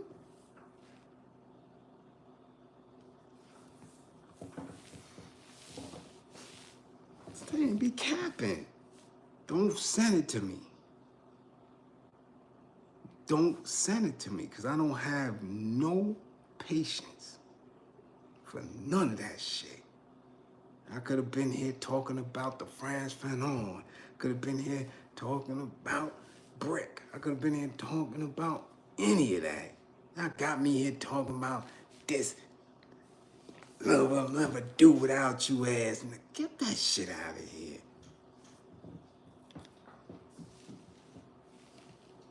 Ashley, lucky that you had a career from that shit. Because she rubbing your head and that's how you got on. Lucky. Luck, because I had a bald head for years. Ain't nobody come and do nothing and say, no, I can't front. They put me in a couple of magazines. I ain't gonna front. But damn it, I ain't getting no movie role. TV and all that. And we had a bald head the same damn time. Same damn time. You got right. You had a whole career. So now you broke, now you worry. Nah, I ain't trying to hear that. I ain't trying to hear that. And yo, it's after 1 o'clock, man. I got to go to bed. I ain't messing with y'all. I ain't messing with y'all at all. None of y'all. Fund the damn war effort. Fund the war effort. Got shit to do. I got things to take care of and shit. He broke. Nigga, I'm broke. What you talking about?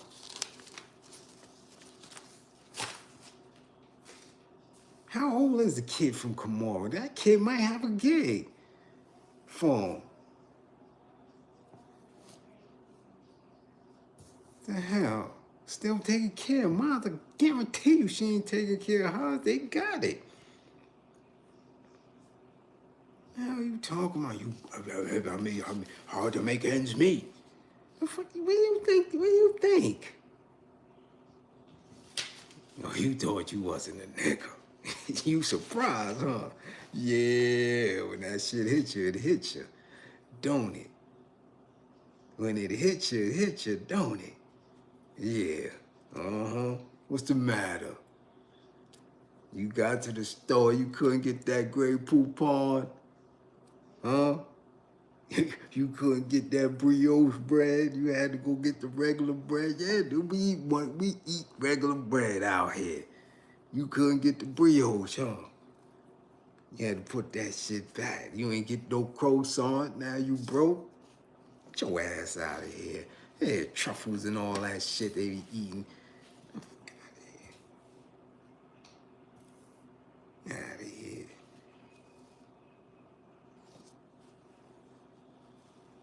Playing. Yeah, get that EBT. Come on through. Yeah, all that. Yeah. Get that key food bread. That's right. Yeah, Rick, get that key food bread. No, hold on. Now, before I go, because I can't leave like that. No, I can't leave. Like, I gotta drop some education pieces because y'all think y'all slick. Y'all like me talking and shit. Nah, we not doing that. You gotta put something on y'all skull cap. You gonna learn weekend, weekday, whatever it is y'all ass gonna learn. You dig? Yeah. It's the heat. You's a nigga, sir. Yeah. I don't know what you thought. Yeah. You one of us. Anyway. No, real serious. It's something serious now. Stop playing. Y'all playing too damn much in here. No, real talk. Get y'all thinking cap on, because I want y'all to really see the science in this shit right here that's next. Okay? Stop playing. Stop giggling. Start throwing y'all ass out of class because you giggle. You laugh too damn much. Stop giggling around this goddamn... Listen. I'm trying to tell y'all something now. I don't know if y'all saw it. In Houston, they held a press conference. The Houston mayor, the district attorney, and the chief of police. Okay? They held a press conference. They said that they are filled to capacity in the evidence rooms throughout Houston, and they have to start burning evidence. What does this evidence consist of? This evidence consists of tons of cocaine, dope, and marijuana. Some of the evidence has been held in these locations for more than 20 years. For more than 20 years. They said there are people that have been convicted of said cases, and the evidence is still in there, and these dudes done served their time and came home. One of the dudes was locked up 20 years, and the evidence was still being stored. I want y'all to peep that. So now that they're burning this evidence, now that they're going to destroy this evidence, think about that. The dude just did 20 years for selling coke or whatever. And now they burn it like the shit never existed. But I guarantee you in that 20 years, he lost family, he lost opportunity, he lost growth. Shit, he might have damn near lost his life. Could have lost, switched sides and lost his grippers. But the evidence that got him convicted is now being burned, discarded. So this is what I want all of y'all to explain to these youngins and these old dummies that's still in this lifestyle. You involved in a game that has no merit. There's nothing but a loss in it. If they can just discard this shit like that, they can hold it. If it's so meaningless, that means your life is meaningless when you're playing this game. And they get these kids in this street life shit young. 10, 11, 12, 14, hustling, going to a connect, getting this, getting that. They fabricate this whole lifestyle of getting money, getting women, cars and jewelry and all this shit. And when you get popped, don't snitch. Take it like a man. Don't do your time. All that shit for nothing. Nothing. Destroying your community, putting your life on the line, because stick-up kids, boy, we coming for something that's going to be just burned, like it just never existed. How much sense does that make? How much sense does that make? That Rayful Edmonds was the kingpin in D.C. Got knocked, caught up, trapped, told, snitched, had to do 30 some odd years in PC to come home and die.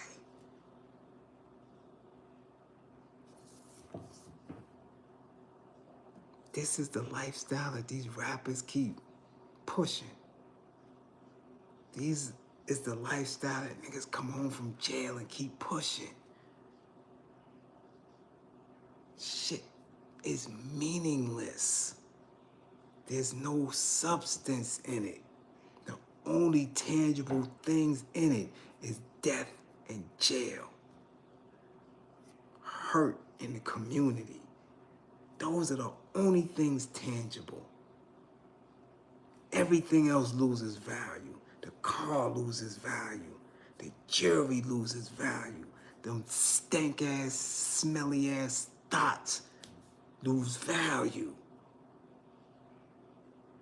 So what are y'all doing? They got evidence stashed in buildings throughout Houston, and they're gonna burn it. Get rid of it. Just like that. As if it never existed. But they put cases on people, indictments, pick juries, have people go to trial. Man, this is, I'm telling you, it's a game.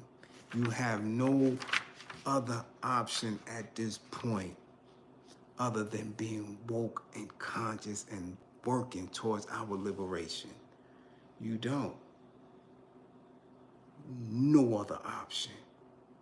There ain't no good book you can look in. None of that shit. None of that shit. All that old shit, get rid of it. Who are you today? How do you manifest yourself? Who is your enemy? How do you get rid of them? That's it. Anything else, you playing games. You see, this thing, he getting ready to get the buffer boss. He thought he was doing it. He with Janet Jackson. He with Kimura. He doing his numbers. His ass is looking for the buffer boss now, okay? Y'all see MC Shan. He was the man. She left him lonely. Okay? Y'all see Suge Knight. This goes on and on and on. Nobody has positive results if they're not working towards their liberation. Telling you.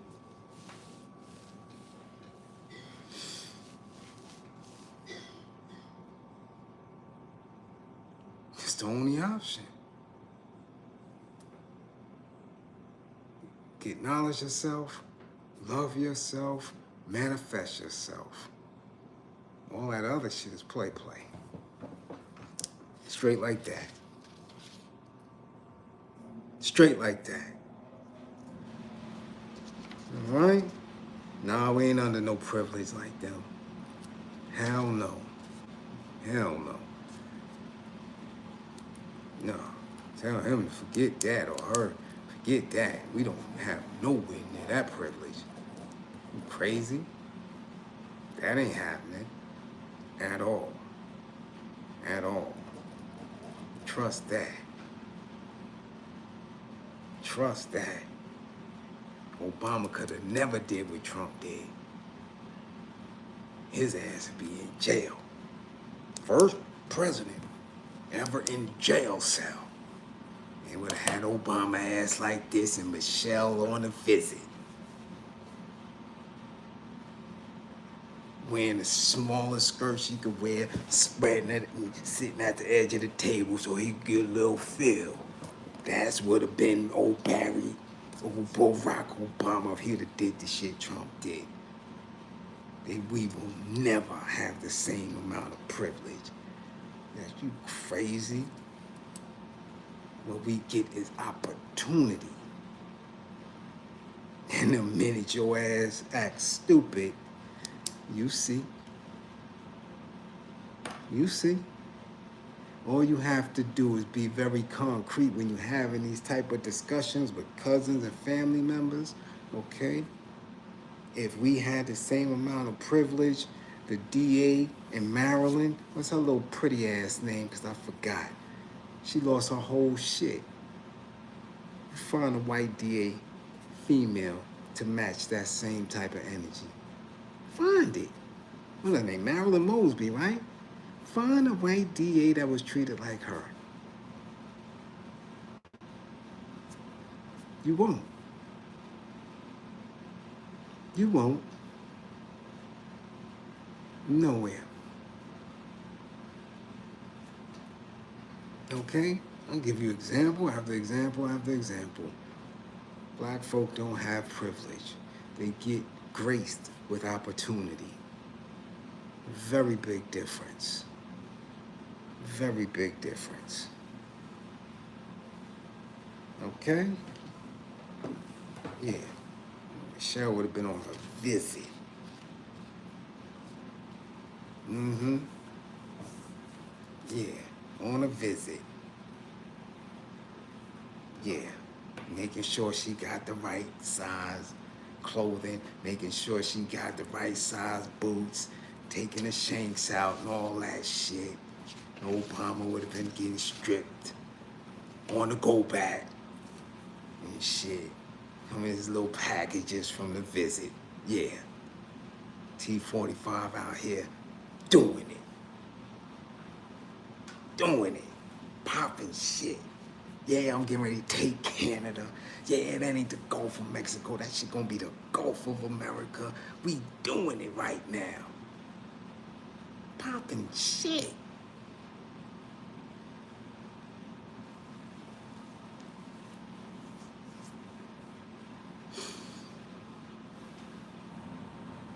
Could be white pathology.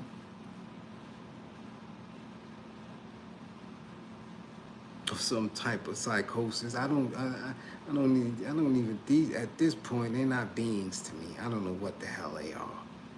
Really couldn't tell you. Yakub, grafted devils, they all type of shit. I don't know what they are. Yeah, he gonna do all that. All that. Obama ain't even pushed for reparations. He sat in there and he cried talking about Trayvon.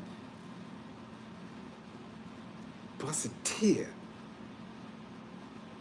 You crazy?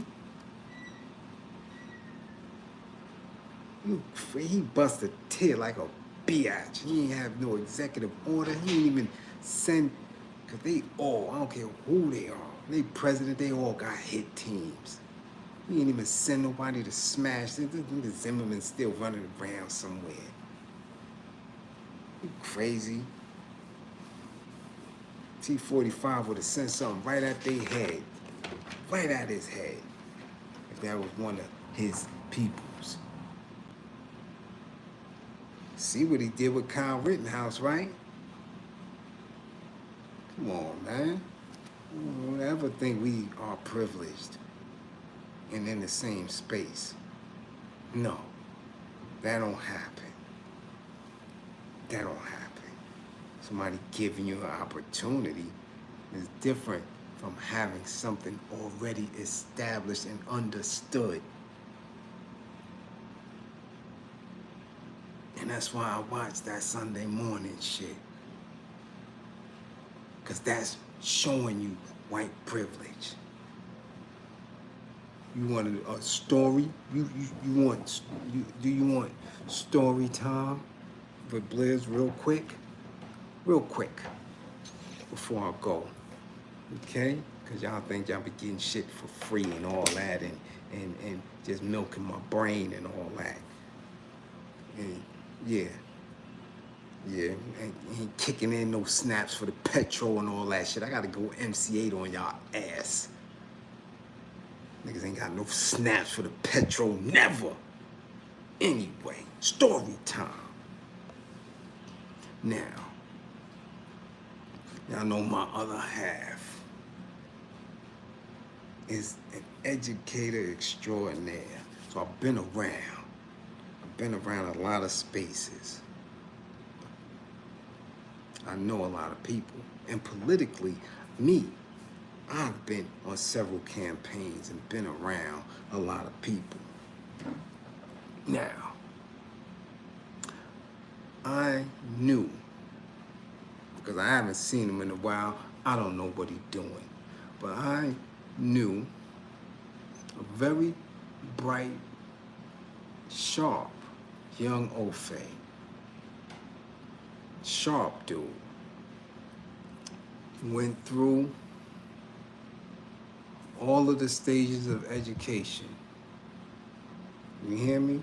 Bachelor's of science, master's, got his certificate to teach, got his certificate to be an administrator. This Ofe became a principal, you hear me, in the New York City DOE. A principal. Got in there, was in charge of an elementary/middle school. Okay? All right? You hear me now. That's not no easy thing to do. It's just not.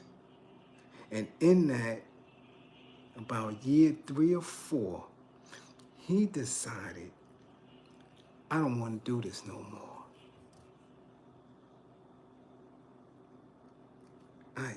I don't like this anymore. I don't want to do this anymore.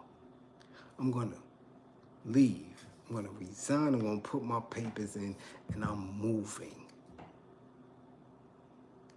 And I'm going to start a business. I'm going to sell flowers. And he resigned, quit, moved, and opened a florist selling flowers.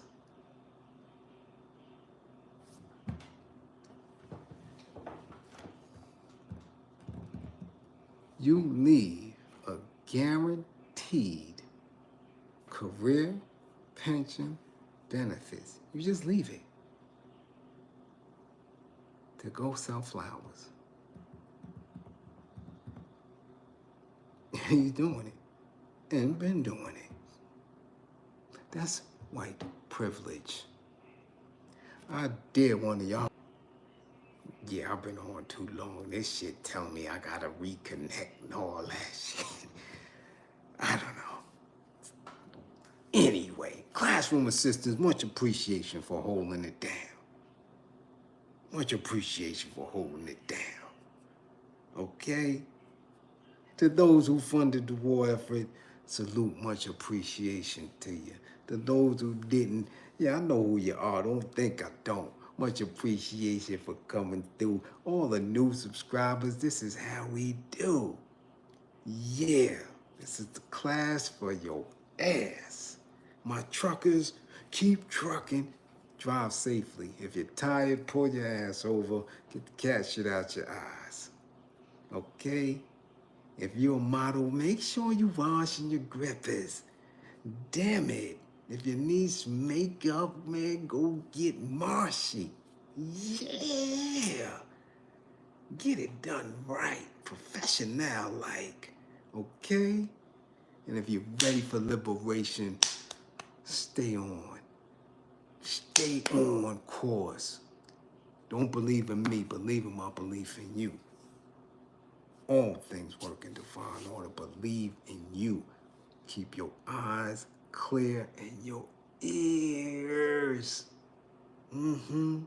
Yeah. Keep your ears clean. All right?